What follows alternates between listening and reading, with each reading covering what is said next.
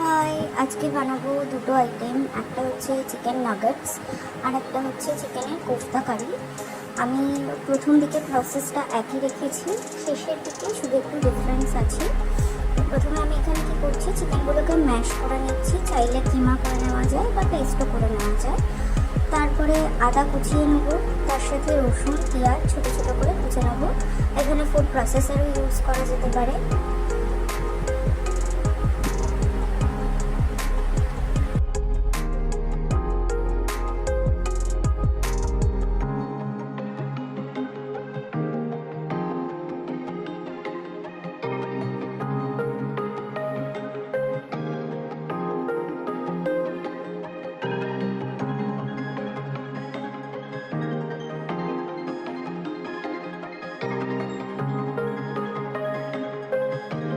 এবার আমরা চিকেন, আদা, রসুন, পেঁয়াজ সব কিছু একটা জায়গাতে নিয়ে তার মধ্যে অর্ধেক লেবুর রস দিয়েছি। আমার লেবুটা বড় সাইজ ছিল তাই অর্ধেক দিয়েছি, যদি ছোটো সাইজ হয় গোটা দিতে পারেন। তারপর দিচ্ছি নুন। এরপর দেবো ঘরে তৈরি একটা মশলা। এই মশলাটা আমি নিজেই তৈরি করেছিলাম। ওতে শুকনো লঙ্কা, মৌরি, গোলমরিচ, একটু জিরে, একটু ধনে দেওয়া আছে। আর দিচ্ছি গোলমরিচের গুঁড়ো আলাদা করে, যেহেতু আমার ভালো লাগে পার্সোনালি, সেই জন্য। আপনাদের যদি কম লাগে কম দিতে পারেন। সয়া সস দেবো, একটু অরিগ্যানো দেবো। এখানে আমি 2 চামচ মতো সর্ষের তেল দিয়ে নিচ্ছি, আপনারা চাইলে সাদা তেলও ইউজ করতে পারেন। এবার এটাকে ভালো করে মিক্স করে নেব। আমি যেহেতু কিমা ইউজ করিনি, আমি চিকেনগুলোকে থেতো করে নিয়েছিলাম, আমি সেই জন্য এটাকে হাত দিয়ে মিক্স করছি। এরকমভাবে ট্রাই করে দেখবেন, চিকেনগুলো একটু মুখে পড়ে, ভালো লাগে। পুরো কিমা হলে চিকেনের টেস্ট অতটা মুখে লাগে না। এবার এতে আদা রসুন পেস্ট দিয়ে কিছুটা ব্রেড ক্রাম্বস দিয়ে ভালো করে মেখে নেব।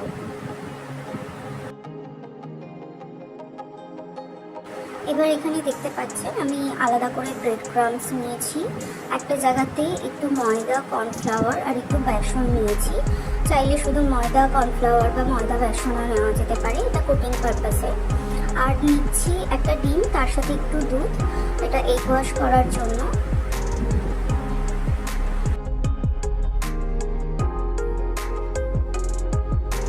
এবারে হাতের সাহায্যে চিকেনের আমরা যে প্রিপারেশনটা রেডি করেছিলাম সেটাকে শেপ দিয়ে নিয়ে, আমি একটু বড় সাইজের করেছি যেহেতু বাড়িতে বানিয়েছি। আপনারা চাইলে ছোট সাইজের নাগেটসও তৈরি করতে পারেন। নাগেটসের কোনো স্পেসিফিক শেপ হয় না, ওটা নিজেদের ইচ্ছা মতো করা যেতে পারে। তো আমি প্রথমে একটু ময়দার কোটিং দিয়ে তারপরে এগ ওয়াশ করে তারপরে দেখছেন ব্রেড ক্রাম্বসের কোটিং দিচ্ছি। আমার এই ব্রেড ক্রাম্বসটাও আমি বাড়িতে রেডি করেছি। আপনাদের যদি হাতের কাছে ব্রেড ক্রাম্বস না থাকে, আপনারা সিম্পলি ব্রেড কিনে এনে সেটাকে একটু মিক্সিতে ঘুরিয়ে নেবেন। একদম তাজা তাজা ব্রেড ক্রাম্বস তৈরি হয়ে যাবে। এটা কিন্তু টেস্টের কোনো ডিফারেন্স হয় না, একদম যেরকম কেনা ব্রেড ক্রাম্বস দিয়ে মুচমুচে ব্যাপারটা আসে তেমনই মুচমুচে হবে।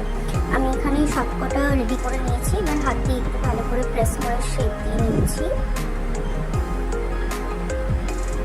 এবার আসছি আমাদের চিকেনের, যেটা আমরা কোফতা কারি বানাবো বলেছিলাম, সেইটা এখানে দেখতে পাচ্ছেন। আমি চিকেনগুলোকে গোল গোল শেপ দিয়ে হাতের সাহায্যে এখানে শ্যালো ফ্রাই করছি তেলের মধ্যে।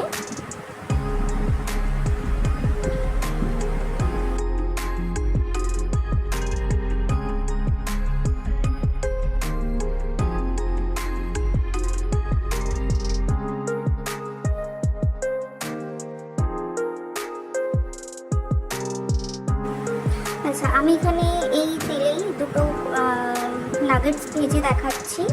আমি বাকিগুলো এখানে দেখালাম না, জাস্ট 2 পিস দেখাচ্ছি।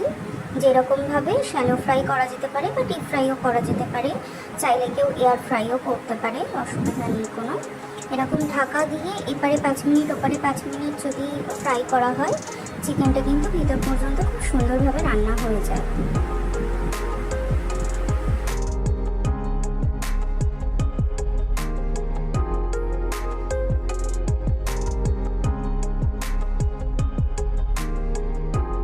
এবার ফিরে আসি আমাদের কোফতা কারিতে।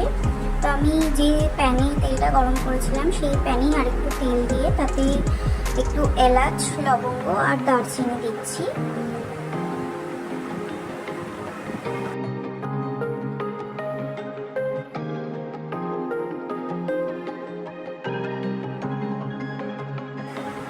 এবার এতে কিছুটা পেঁয়াজ দিলাম, দিয়ে পেঁয়াজটা লাল হওয়া পর্যন্ত ভেজে নেব। এরপর এতে আমি একটা পেস্ট দিচ্ছি, এটা হচ্ছে কাঁচা লঙ্কা টমেটোর পেস্ট। এটাকে চাইলে একসাথে আদা রসুনের সাথেও পেস্ট করে নেওয়া যেতে পারে। এই পর্যায়ে এসে আমি আদা রসুন পেস্ট দিলাম, দিয়ে এটাকে ভালো করে প্রথমে কষিয়ে নেব।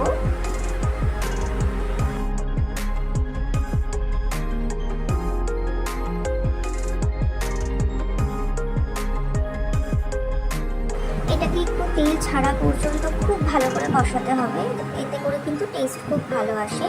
এখানে আমি একটু কাজু চারমগজের পেস্ট দিয়েছিলাম, যেটা সামহাও রেকর্ড হয়নি।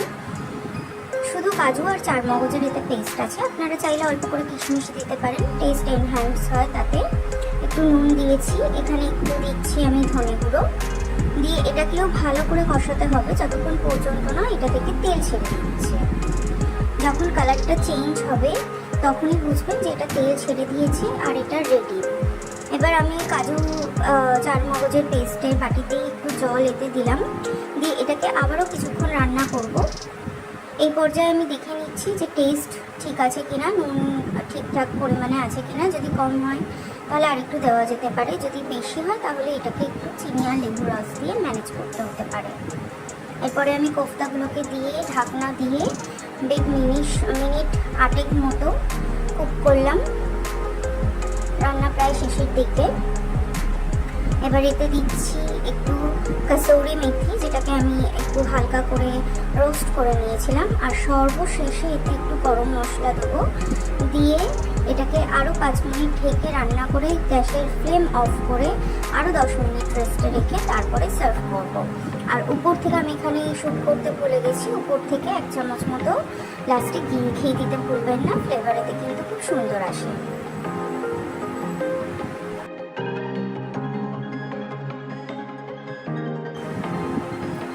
আমাদের চিকেনের কোফতা কারি কিন্তু রেডি।